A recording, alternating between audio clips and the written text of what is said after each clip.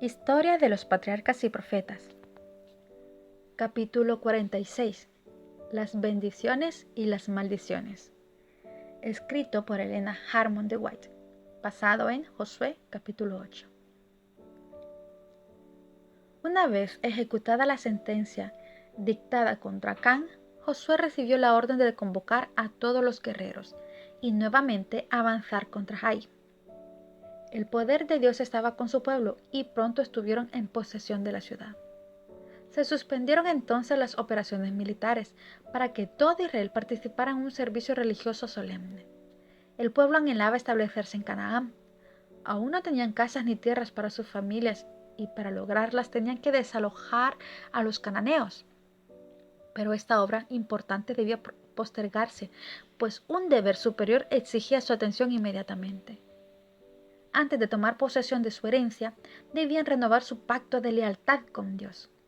En las últimas instrucciones dadas a Moisés, se ordenó 2 veces que se realizara una convocación de todas las tribus en el monte de Ebal y Gerizim para reconocer solemnemente la ley de Dios.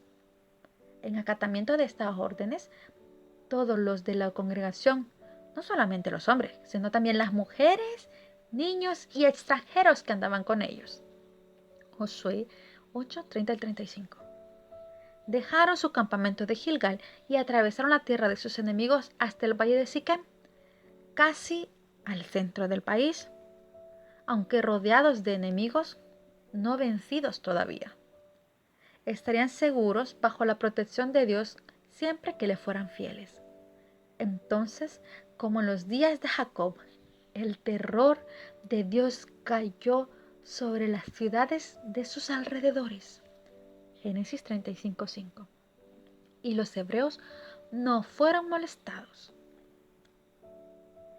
El sitio designado para este solemne servicio les era ya sagrado por su relación con la historia de sus padres. Allí habían levantado Abraham su primer altar a Jehová en la tierra de Canaán.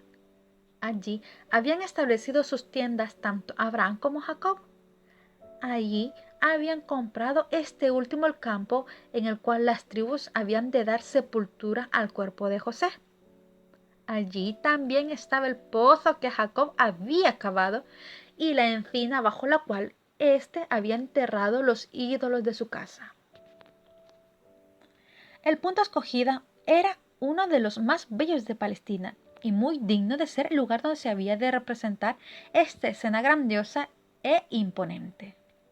Entre las colinas áridas se extendía el atrayente y primoroso valle, cuyos campos verdes salpicados de olivares y adornados de flores silvestres eran regados por arroyos provenientes de manantiales vivos.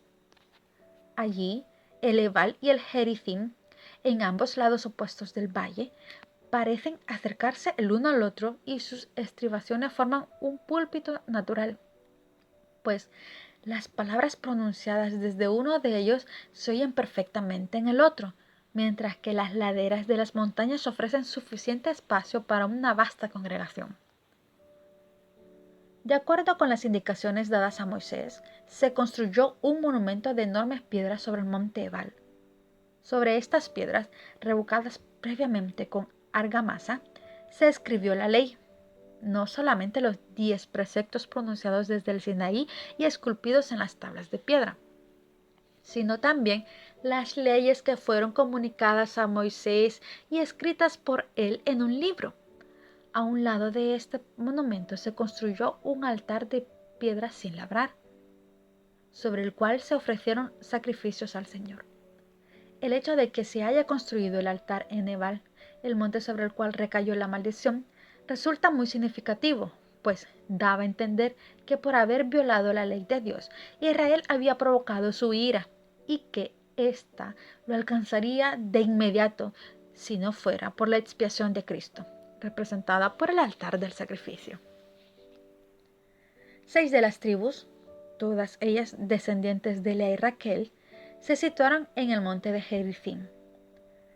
Que las tribus descendientes de las siervas, juntamente con las de Rubén y Zabulón, se colocaran en el monte de Ebal, y los sacerdotes que llevaban el arca ocuparan el valle que quedaba entre las tribus, Se pidió silencio mediante el toque de la trompeta anunciadora. Y luego, en la profunda quietud reinante y en presencia de la enorme congregación, Josué, de pie al lado de la arca santa, leyó las bendiciones que habían de seguir a la obediencia de la ley de Dios. Todas las tribus del monte de Gerizim respondieron amén.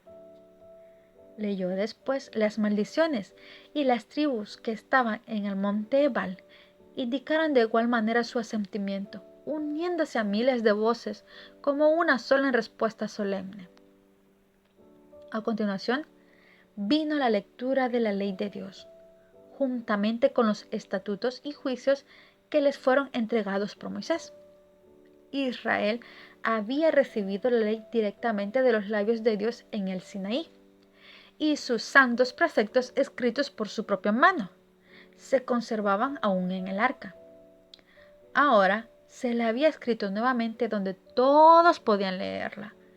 Todos podían ver con sus propios ojos las condiciones del pacto que habían de regir su posesión en Canaán.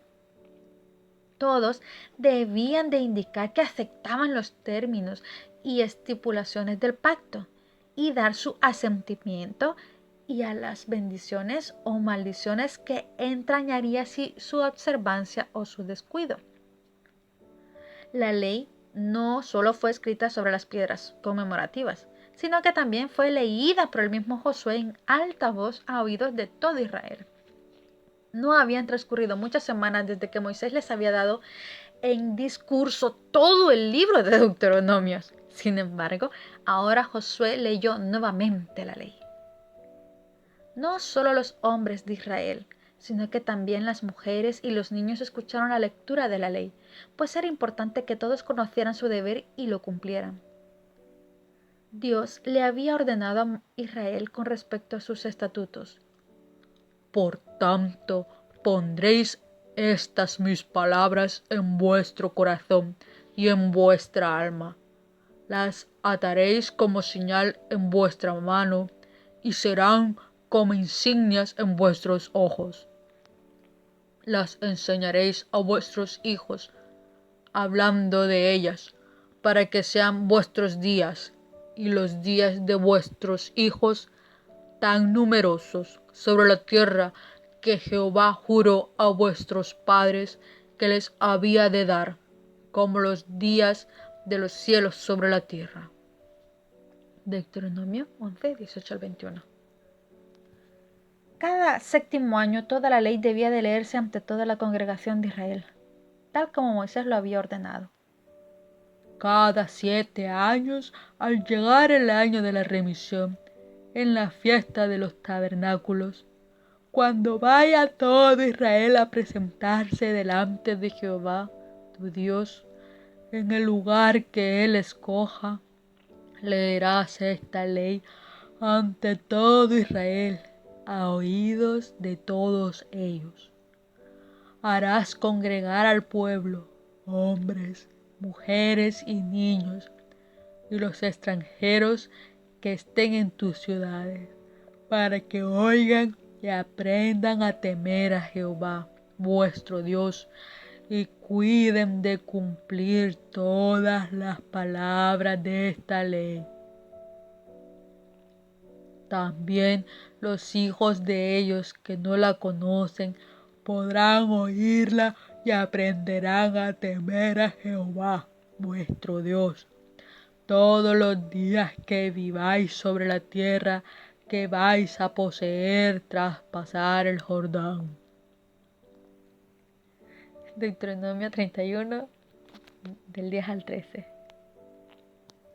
Satanás procura siempre pervertir lo que Dios ha dicho, a fin de cegar la mente y oscurecer el entendimiento, y así inducir a los hombres a pecar. Por esta razón, es Dios tan explícito y presenta sus exigencias con tanta claridad que nadie necesita equivocarse. Satanás procura siempre pervertir lo que Dios ha dicho, a fin de cegar la mente y oscurecer el entendimiento, y así inducir a los hombres a pecar. Por esta razón es Dios tan explícito y presenta sus exigencias con tanta claridad que nadie necesita equivocarse. Dios procura constantemente atraer a los hombres a sí mismo y ponerlos bajo su protección, para que Satanás no ejerza sobre ellos su poder cruel y engañoso. Condescendió a hablarles con su propia voz y a escribir con su propia mano los oráculos vivientes.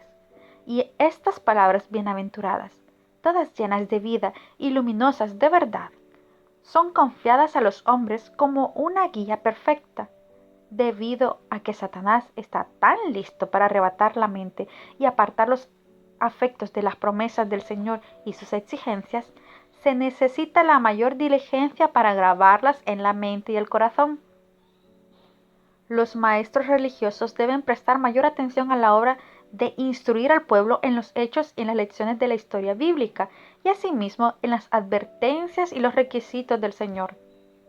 Todas estas cosas deben presentarse en el lenguaje sencillo, adaptado a la comprensión de los niños.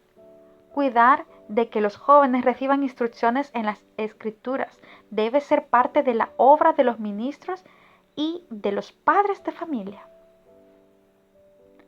Los padres de familia pueden y deben interesar a sus hijos en los conocimientos que se encuentran en las sagradas páginas. Pero si quieren interesar a sus hijos e hijas en la palabra de Dios, ellos mismos deben sentir interés por ella. Deben familiarizarse con sus enseñanzas y así como Dios lo ordenó a Israel, a hablar de ellas. Cuando te sientes en tu casa, cuando andes por el camino, cuando te acuestes y cuando te levantes.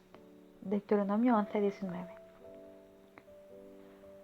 Los que quieran ser sus hijos, amen y reverencien a Dios, deben hablar de su bondad, majestad y poder según la revelan en su palabra y en las obras de la creación. Cada capítulo y cada versículo de la Biblia es una comunicación directa de Dios a los hombres. Debemos atar sus preceptos en nuestras manos como señales y como frontales entre nuestros ojos.